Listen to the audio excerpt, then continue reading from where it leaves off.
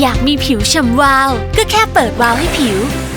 ด้วยยูซรินอะควาพอรินโอเวอร์ไนท์รีแพร์ที่มีอะควาพอรินบูสเตอร์ไม่เพียงช่วยเติมน้ำแต่ยังช่วยเพิ่มช่องส่งน้ำในชั้นผิว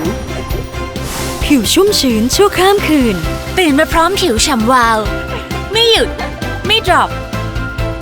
ว้าวเช้าจดเย็นคืนนี้เปิดวาล์วให้ผิวแบบฟางสิคะ